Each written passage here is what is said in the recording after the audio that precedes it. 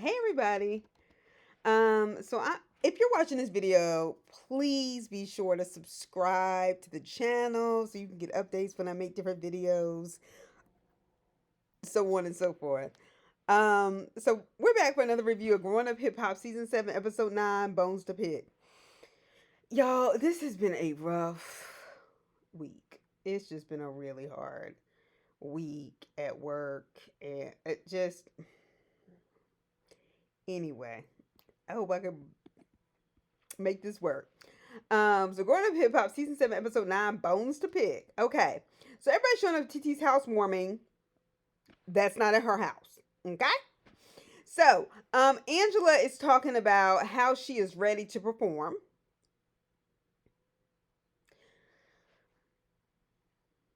Okay. Perform what, Angela? We're gonna get into that. So, they're still at the housewarming. They start talking about the days when, well, they're on their way to the housewarming, the Simmons kids, and they're talking about the days when they would like record over cassettes to sound like rappers and singers, and they'd be like, "Oh, you can sound like Nas this time. You can do this." I was like, "Look, we definitely used to record over cassette tapes, record stuff, record songs, repeat it, repeat it." I was like, "Oh, those are the good old days." Shout out to the millennials. So anyway, so Sequoia is also at the housewarming. Sequoia and her corny ass cousin. He is so corny. And it's not even like a it's just he's just corny. Like he's just one of those. Anyway, she starts talking to her corny ass cousin about seeing Angela. So she's talking about how they were dating the same guy at the same time. And she was like, and I had a baby out of it. Okay. Sequoia, how old is your son? And I just feel like Sequoia made that little comment. First of all, Sequoia, we know you came in and started a fight with Angela and Tanise over the fact that she had dated your baby daddy, which was years ago then. And she said it almost like she got a baby out of it, like she got the prize. You up here fighting over a man you not even with. Over some young girl shit. You know what I mean? Like, get the fuck out of here. So, so she's talking about them dating the same guy. She had a baby. She was in the corner talking about, well, this was bound to happen and we were bound to see each other, this and the other. But if a motherfucker step, I'm going to step. So, first of all, Sequoia, my problem with you again is that you are doing the same shit now with Angela that you were doing to her mother. You like to create this shit on screen. Okay? You like to create a scene about something that's like this, and then it keeps coming about this and this and this and this every time you can get camera time. And you're always somewhere pulling somebody else aside to gossip about this as you can prep for it. Like, this is why we don't fucking like your bug-eyed Spider-Man looking ass. This is why we don't like you.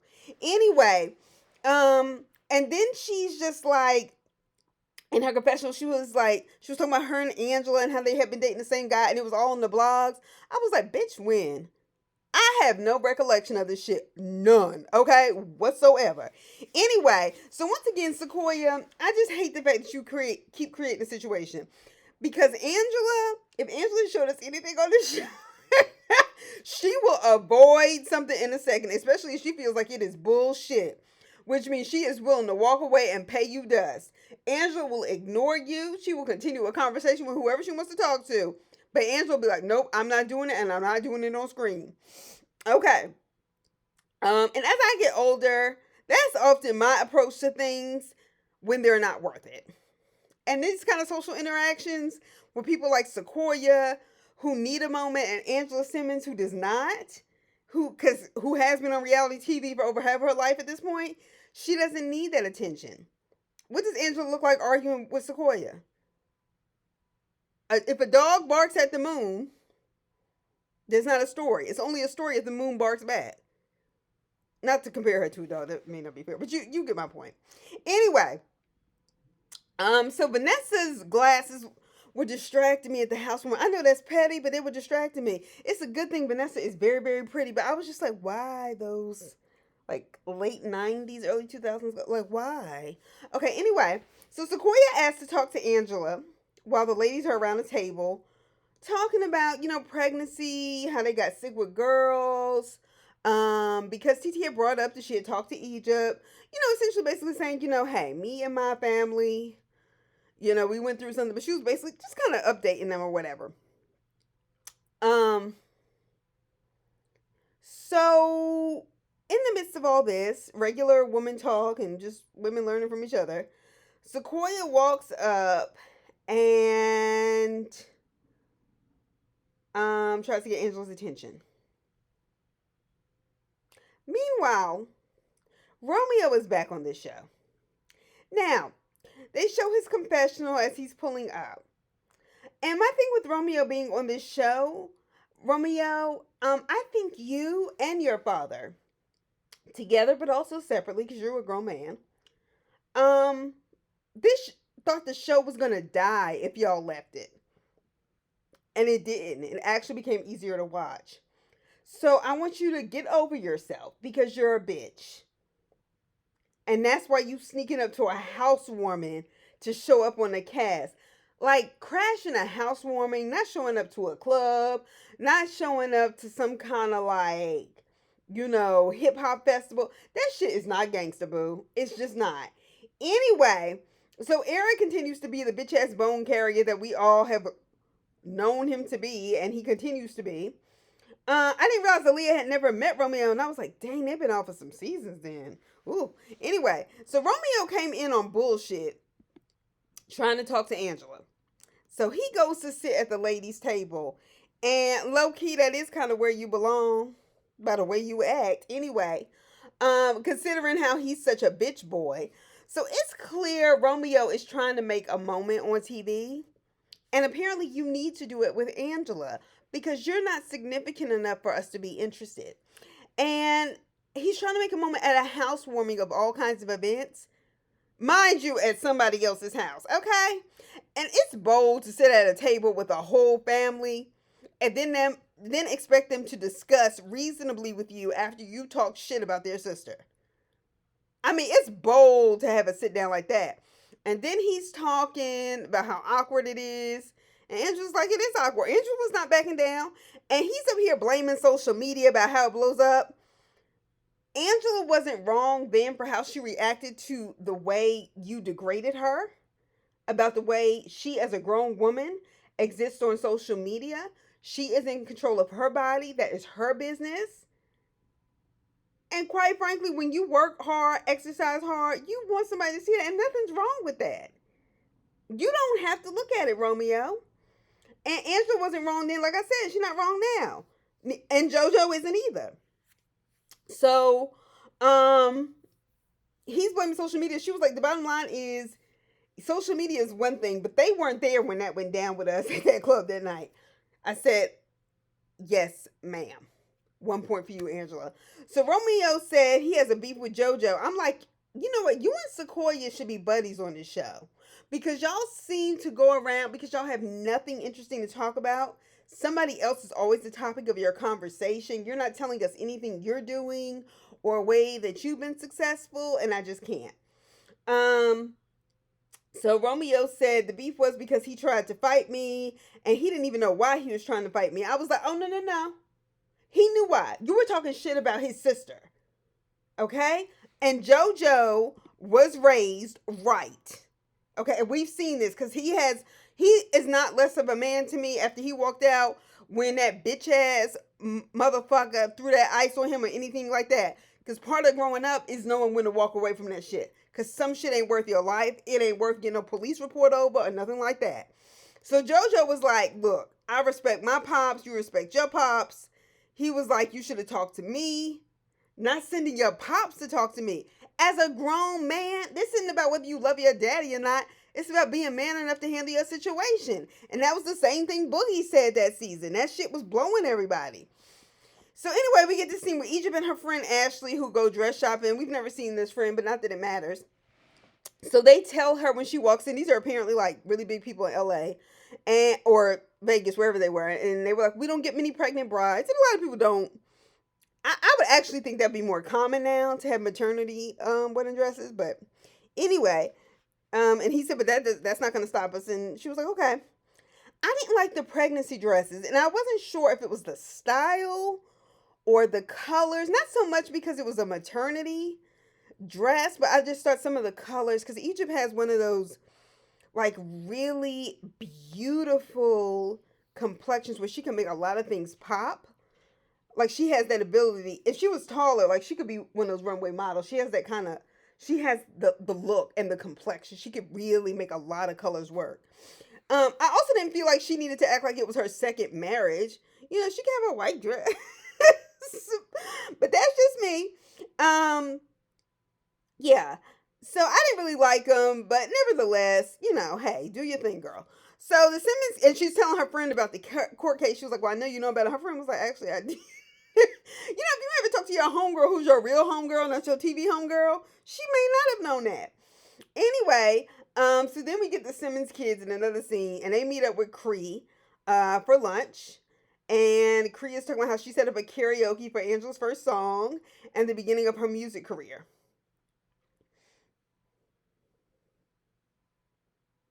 Okay. So she was like, Angela in the confession was like, my goal is basically just to be essentially a one hit wonder. Just have one of those real songs going on and on and on that people play. And you know what? As I thought about it, it's not a half bad idea. Not because I think she's talented or has anything to offer, but we know that there have been bad songs or just one hit wonders that people can continue to make money off through royalties for life. So maybe as far as she's concerned, this is just another form of income. And not a bad idea. Not a great one either, considering your talent level, but nevertheless. All right. So she starts talking about how she just doesn't want to perform in front of so many people. Angela, what have you been doing? You have one song. You don't have an album. You don't have an EP. You don't know the words to the song. You don't want to be in front of people, which to some degree, being nervous about it and not wanting to be in front of a bunch of people is a sign that you lack the confidence in your skills. And honestly, you should because they're lacking. But also because your skills. What was I saying in terms of skills? The lack thereof. And also, it gives the impression that you're just not into it. People with real gifts and talents are ready to show it. Doesn't mean that they're not nervous. So I already knew you was on some fuck shit. So anyway, she starts talking about how she was going to get on stage, talking about wave your hands in the air. And Vanessa says, hold up. Please don't bring daddy in this. From damn near 40 years ago, I was like, yes. All right, Angela, you might as well be on a low level of love and hip hop with these kind of aspirations. And then I stopped and thought, and I said, oops, this is actually kind of bad outlet if that was going to be the case. And I say low level, well, y'all know why I say it. Anyway, so I know there have to be some really talented people watching this show who would love the opportunity to be discovered, to have artist development, media training, who have real talent and vocal ability and can bring something to the American music table. And for some reason, I think it must be infuriating. If you're one of those people with a great deal of talent and vocals out of this world, because I don't care what anybody says, just because certain kinds of music is produced does not mean talent has been reduced. Catch. Okay? One of those people with talent, but don't have the legacy or the connections or the quote unquote look. And quite frankly, we the consumers of music and artistry, we miss out too when those people don't get those opportunities. So Romeo goes to visit his mother Sonia on camera. And, you know, while I say I don't follow these people, I am aware of how poorly Master P represented her in the media when they were going through their divorce. And just like any other mother, particularly a black mother, did not go back and forth with him in public. So his narrative began to dominate because her intention was to protect her children and not to go back and forth with him. And now we are starting to see Master P for the motherfucker he is. I never believed that because I knew what kind of men, I know what kind of things men do to degrade women after that. After she done had 7 of your kids and then you have a baby on her and you walking around talking about God and righteousness everywhere you go. Nigga, Negro, please. Okay. So, he hasn't been on camera on this show with her at all. And I'm sure that had a lot to do with Master P, but it also has a lot to do with Romeo as a man. That he should have made sure people knew that I still love my mother. She's still a part of my life. She may not be a part of my father's, but she's a part of mine. Um, and he said she took care of 7 kids. She raised 7 kids. And he said he's just now noticing how hard that must have been. Yeah. He was like, I mean, dad would come in, and he'd work, like he could provide, but you loved us, this, that, and the other. And I'm sure whether he appreciated it or not, she still would love him to the moon and back, still loves him to the moon and back.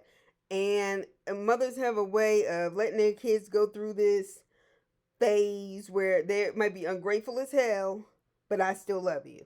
And I can tell she's that kind of mother. So shout out to you, Sonia. And 7 kids is no joke. Because I come from a family that's similar. And it was 5 of us. We were all 2 years apart. And we certainly did not have money or resources like, Sonia's kids. And with a whole lot less. And I know she needed. But the bottom line is, having that many kids is hard. Especially when you're a mother who's involved. You're not dependent on nannies. You're still holding on to those family structures that you grew up with to make sure that your kids are close and making sure that you're involved in their lives. And I respect that so much. And I know she needed to hear that. And she needed to hear it from her son, especially after Master P dogged her out in the media. So I'm glad that Romeo is trying to make it right. And not just make it right in public, not just in private, because she deserves that. And when somebody humiliates you publicly, you deserve a public apology, not a private one. So shout out to you, Sonia. Really. So Angela, we get back to her in this whole performance. Angela, the read is that Cree set you up for a karaoke opportunity, not a showcase. Now, granted, at showcases, you're involved with other people performing. You could have said that for the hip hop legacy, since we're gonna get a bunch of stupid ass music anyway. The hip hop legacy show that we've been talking about. And you don't even know the lyrics to a whole song. That's your song, Angela? Angela, you haven't been on many episodes, but when you show back up, you certainly give us a lot of shit to talk about you. Anyway, so they're showing people as they show up, Eric and Aaliyah. Can we please get Aaliyah a stylist? And I'm not saying this to be mean. I'm not saying this to be mean. Because I think she's a cute girl, a cute woman. I think she's a mother. I think her energy goes to her kids, and that is admirable. Don't get me wrong, but I said the same thing last week. I think it's unfair for her to be on this show where all these other chicks who have more, and it's obvious, know the right people to style you, to buy fashion. And we can say, yes, it's Eric's job to her husband, but for WeTV to have all of these people, and it's different with Brie. Brie is an artsy chick. She dresses like that on purpose. That's what she does. So that's why it works for her, and it doesn't stand out in the way it stands out with Aaliyah. Like, I think Aaliyah's doing her best, and sometimes people need to style you. But I just don't think she's a mom, not from a hip hop family, but married into one.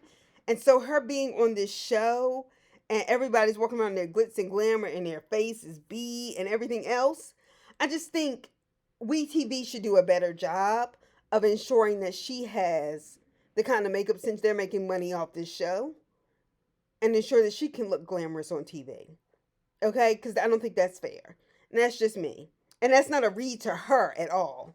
Okay? So Angela gets up on a karaoke stage. I thought she was introducing to herself to the crowd by saying she was back and she's single, but she was reading the lyrics to her song. Did anybody catch in the crowd that Cree knew the lyrics better than Angela? I can't. I could definitely, though, as she kind of did it, that song or whatever the hell it was, I could definitely see that drunk, eclectic crew in like the Village in New York, or in one of those terrible, terrible LA clubs where they play that techno shit And they would treat this as a bop. You know how like there's some songs that's on the radio or used to be on the radio. And then there were like club songs, at least in Atlanta, like where I grew up. Once I was old enough to go to the club, there was like shit you would hear on the radio, boom, boom, boom, and you would bop it, bop it. You go to the club, and it was like a whole different. You had to learn those songs too. So I feel like this could be a club bop on rotation, and she could make some money off of that. Not a career. But it could be a single in rotation for about a year, girl. Get your coins, but uh, count your blessings and cut your losses, okay? Anyway, but the Simmons siblings, they love each other, but let me tell you something. They read her, and I was shocked. I mean, JoJo was like, I was shocked. Angela can even carry a note, and Vanessa said, I was surprised you were even on beat, and they said that to her face. I said, I can't. Y'all are definitely siblings. Because only siblings can get away with that. So JoJo agrees to shoot a scene with Romeo. And yes, I'm purposely describing it that way. So that's more than I would have done. This ninja was like, oh, he comes in late and talking shit. He's just like his sister. Now, I don't know whether Romeo laughed and they edited that part out or he was trying to joke. But JoJo's going to see this. The same way he saw Master P talking shit about him to his sister, Vanessa, on TV. He may not like that. He may not like that. Okay, and that's your fucking fault. You run your mouth too much. So JoJo was like, it doesn't matter who it is. He was like, I'll fight the biggest man in the world for my sisters. He was like, I don't play that. And you know what? I absolutely respect that. That's how you know you raised your kids right. When the man in the family knows that it is his job to protect the women in his family. If people can say, yeah, I got plenty of females that ride for me. Yes, and that's fine. But it's a man's job to protect women. And they should, particularly when another man is stepping to them. Anyway, JoJo once again handled it as a man. He didn't back down on being willing to defend his sisters. But he did listen and have a conversation with Romeo. And then they shot ball. And I'm going to tell you right now, I've always thought JoJo was corny. But I do appreciate his growth. I can see it. I don't think it's fake. And, shout out to him. So we have a season finale next week. We'll see what happens with Sam in Egypt and his wedding. Child, who knows? But anyway, I hope y'all have a good rest of y'all's week. I will just be happy when this week is over. And I'll see y'all soon. Please be sure to like and subscribe.